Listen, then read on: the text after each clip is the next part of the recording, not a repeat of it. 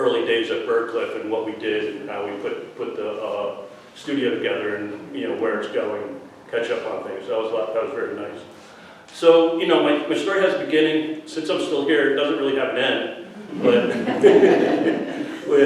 it's been, you know, everybody here and everybody that's gone through the colony in that many years that I've been there, has been, you know, hundreds and hundreds of people that I've seen, you know, students, residents, artists, year-round residents, and, you know, just people just popping by the barn, just, you know, just out of nowhere. You know, my family lived in Woodstock, and we've always came to Byrdcliffe as a child, and just wanted to just kind of check things out. So I naturally become like a little tour guide of the barn area, and, you know, just kind of give people either a history, tell them where to go, and so it's pretty amazing just how just like these random interactions happen.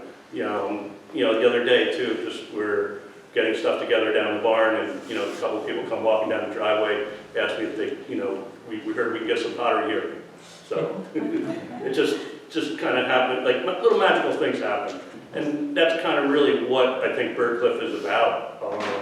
You have these bits of people that come in, you make great connections, and there's really wonderful to see the artwork that's made, the writing that happens, and, you know, it just somehow works, and it's like a really magical place. And it's kind of like, I always thought Byrdcliffe is like a real hidden gem.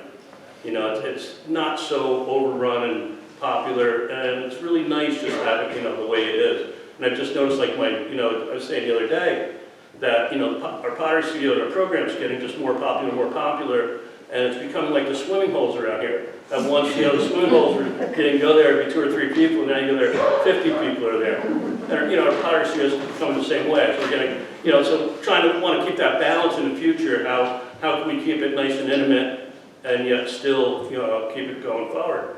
And but yeah, I mean, there's still a lot that's happening. We're growing, and, you know, I'm looking forward to the future. My family was raised in Byrdcliffe in some of the houses, lived in a lot of the houses. I did a lot of work on a lot of the houses.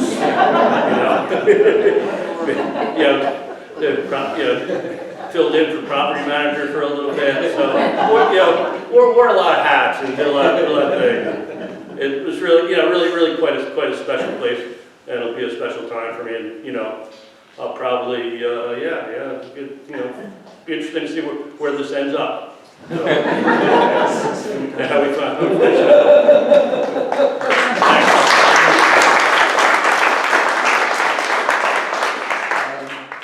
I'm Tony Moore, and first I have to thank this gentleman, Rich Conte, because he is the reason that I became a resident of Byrdcliffe for 4 months in 1997. And Byrdcliffe is, as Rich has said, is truly a remarkable place that I can quite honestly say changed my life. Now, there are many factors in changing one's life. I was living downtown Brooklyn on Flatbush Avenue. It's a little bit different to Woodstock and the Catskills. But in '97, I was a couple of years into making a transition towards clay instead of painting. I had already made a transition from mixed media sculpture into painting. So I had a background in sculpture and painting, but I was becoming more and more involved with clay. And Pascal Camella, who was teaching at the 92nd Street Y in New York, invited me to come up and stoke his anagama kiln in Palinville. And at that firing was Mr. Conte here. So I was truly awestruck by my first experience of assisting in firing an anagama kiln, which has so much power, is elemental, and can reveal the most remarkable work when you take the ceramics out of it. I don't think there's anything quite like it. It's also a hell of a lot of work. But at that firing, Rich invited me to become a resident for 4 months. So my experience in being in the Catskills, concentrating on ceramics with a small group of people, was the only thing I can really say about it, other than being a shift, was that it was truly a soulful experience for me. I also had a new love in my life. I think that's got a lot to do with change. So what happened after 4 months of Byrdcliffe was that literally 2 weeks later, Cynthia and I bought a property on the top of a mountain outside of Cold Spring. And I've been there 24 years. I built my own anagama and origami kiln. That's ceramic sculpture right there, near the entrance with a big crack down the middle of it. That just came out of my kiln a couple of weeks ago. So, I wanted to kind of, in my own way, demonstrate this contemporary legacy. I feel like the kind of experience and the spirit of Woodstock passed through me. I can't say enough about the experience that it gave me. And of course, every experience is there to take as you wish and to engage with as you can. And so I really want to thank you, Rich. And I want to thank all of the people involved with Byrdcliffe, because the continuation of this colony is so meaningful to so many people's lives. You may not hear from them, but it is. I've been to other colonies for a month here and there, and even that, just a month in nature, in your studio. You don't necessarily have to cook. I mean, we have to cook. But in some colonies, all the food is provided for you, and all you have to do is work. Well, you don't even have to work. In some places, that's not a requirement. You can just be. You can think. You can meditate. You can find space for yourself. I also want to add that my introduction to Woodstock, other than being from New York and saying, oh, let's get away for the day, and taking a bus for hours up here to Woodstock, I knew Sally Avery and was able to come up here and visit Sally, stay with her on several weekends over a period of years.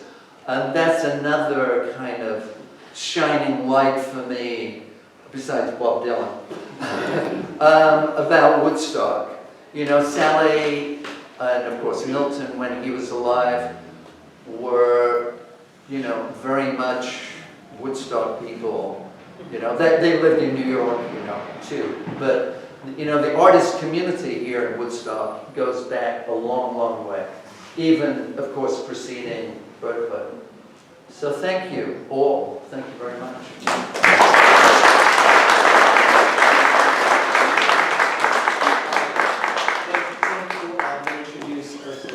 Reintroduce Ursula again. I'm very, very moved. As a emeritus status, I've been in Byrdcliffe a long time, and this is why I do it, and I know this is why all of the board members do it, because it's a part of community, it's magic. Rich said it's magic, and it's a continuity of what the Whiteheads envisioned in the 19th century, where there was a brotherhood of artists. And it's not exactly the appropriate word today, but there's another better word that you can use to say brotherhood. But that's what it is. They wanted artists collaborating together and we wonderful? 120 years later, Byrdcliffe is still doing it. Thank you.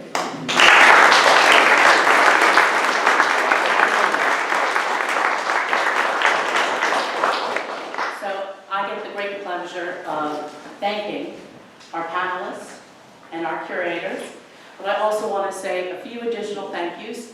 Henry did as well, but I would like to take a moment and thank our exhibition committee members. A few of them are here. Raise your hands. Our steadfast board of directors, a number of you are here as well. Thank you. Please raise your hand.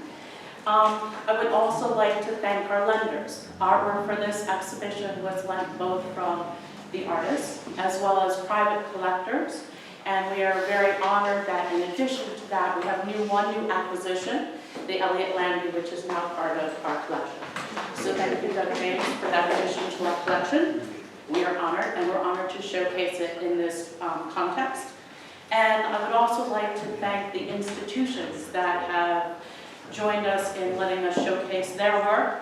A number of them, the Milton and Sally Avery Arts Foundation, the Historical Society of Woodstock, the New York State Museum, Woodstock Artists Association and Museum, the Woodstock Library, the Woodstock School of Art, to name just a few.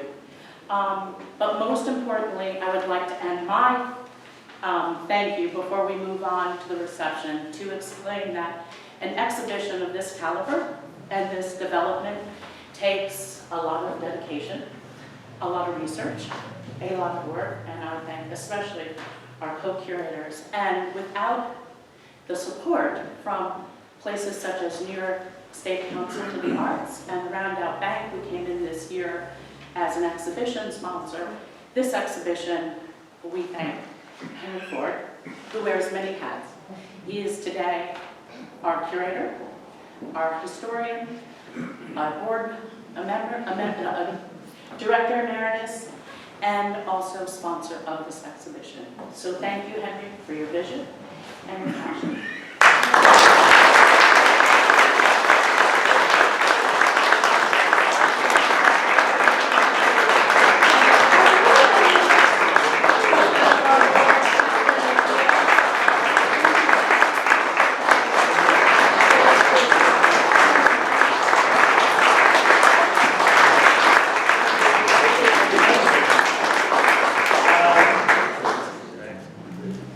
So sitting in the front row is my rock. I'm going to cry. 39 years. Wow. And he allows me to do Byrdcliffe. He calls himself a Byrdcliffe widow. Where are you going? Byrdcliffe. And probably the last words out of my mouth will probably not be Rosebud. It'll be Byrdcliffe. So we do have time to do. Thank you. I'm much better thanking other people than accepting this call. But thank you. Do we have time for questions from the audience? Anybody? Questions from the audience? Oh, come on. Two questions. Two questions. One, how long will this exhibit be on for so we can... On November 20th. And actually, our curators have agreed to do a curator talk on November 5th. So if you would like to join us back in the gallery for a more intimate, detailed discussion, we will be promoting that, sending that out, but it will be Saturday, November 5th at 3 p.m. Right, same time. So we'll have some more Second one? time. Yes. I think it was you who said that 1,200 feet is the... Somebody said 1,200 feet is... Yes, Ralph Whitehead said 1,200 feet was where... He's right. Well, this arts and crafts movement was 1,200 feet is where true creativity. Well, my living room and studio is 1,218 feet, so he's right. Yeah, okay, perfect. Stephen, you... I'm just wondering, what sort of impact did the end of the war, when New York City became the art capital of the world for a while, what sort of impact did that have locally, or did it not have an impact at all? You during the war? Or After the war, when New York well, became after the war, the center during of the war, many European refugees came and were housed here in Woodstock. Many of them artists and musicians escaping the horrors. So, Byrdcliffe welcomed them. And then after the war, after the war, it was a haven for artists, as it was in the early 19th century. You know, what was a very talented woman to do in 1902 or 1903? You got married. Well, what if you didn't want to get married and you were artistic? You came to an art colony, you came to Byrdcliffe. And there were more women artists in Byrdcliffe because it was safe, it was a community, and they could arrive at Byrdcliffe. And we're still doing that today through our artisans. Hi, hello, Brad. Hey, Henry, Yes. where are you going to store this wonderful collection? All will be revealed in time. Anybody else? Couldn't it travel? Yes, yes. I want to acknowledge Bruce Weber for his wonderful research.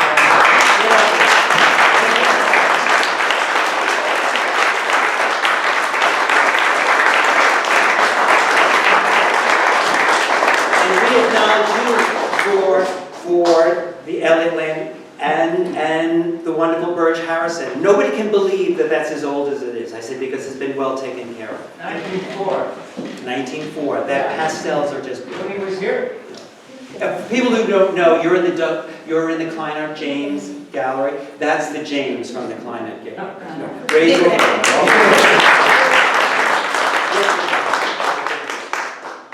Can you talk a little bit about the Artist in Residence program? Absolutely. Which is such an important part of Byrdcliffe, and was not really talked about by the fabulous participants, so I really want to thank Okay. you. But I think it's important to also let people know what the Artist in Residence program is, because it is such a vital part of Exactly. Okay. Byrdcliffe now. Absolutely. There's a few layers there for the first is the Artist in Residency program, which is vibrant and the energy that goes on in that colony, up in the colony. And for me, it continues the vision of what the Whiteheads, this is 120 years later and we're still continuing the vision. But personally, when we were picking out work for the exhibition, I set the bar very high for both of us about when you walked in that gallery, I wanted you to see the first decades of the colony and the incredible art that was produced there. And I wanted you to turn to the right and to be able to see the incredible art that is being produced there today. And I feel they can hold their own. It is really remarkable. Thank you, Linda. Our Artists in Residency, I give the tours when they arrive. And again, it's what we do. And I don't know, how many years ago did we have the disaster relief? What year was it, 3 years ago, 4 years ago? About 5 years ago. And Paula Krasner, among other foundations, gave us money for fellowships for disaster relief for artists. And I remember when they started to arrive, and they were shattered, absolutely shattered. They had lost everything. And they were told, said, come to Byrdcliffe. And to see them at the end of the magic of Byrdcliffe continue, to see what they reproduced. And today, I feel our strongest, and I know the board will agree, our strongest program is our Artists in Residency. Because those 54 or 62, what is the number? I don't know. It goes up to 80 now. Every day, okay. Artists who are in year-round residencies, 6-month residencies, or 4-week residencies. The work that is produced and the caliber of the artists, it's just really, truly, as it shows. It just is really, really wonderful. And I just mentioned that if you haven't been, because on a rotating basis, studios are open. Open studios, So you yes. can get to see the work that people are producing, even up there. Every 4 weeks when we have the short-term residents who stay in the Valletta, which is a dormitory type building, we have open studios, so all the artists, whatever discipline they are, whether they're painters, writers, whatever, they exhibit their work and we're open to the studios. People ask about, can we go up? No. This is not do not feed the artists, you know, it's open the once a month, so everyone can join, but please, it's privacy after that, because they're here to work. I just want to say one thing. Bobby again is ending an 8-year residency. So you go look at his work tomorrow, you're really emblematic of what Exactly. to see at Byrdcliffe. What he went through. So track Bobby down. And, Yeah, very different, because when Bobby came here, it was a totally different work you were doing, and the magic of Byrdcliffe took over. It's really, really incredible. You have one more question for the book? Yes, Sylvia. Henry, I'm very glad that you explained your thinking about this show, and I want to compliment you and commend you on it. It's coming into arriving at Byrdcliffe, I was fully expecting to see same old, maybe, new case, new placement, but the fact that you have brought it you've created as a continuum, it's really brilliant. Thank you. That was the idea. We needed to do the full 120 years. Very, And that's why Bruce and I expanded it. very creative. The first 3 years or 5 years was not going to do it because this is who we are, where we came from, and this is who we are today, and that's very important. And everybody today, when I was has gotten that, and that was like, oh, we did it, we succeeded, yay! Thank you.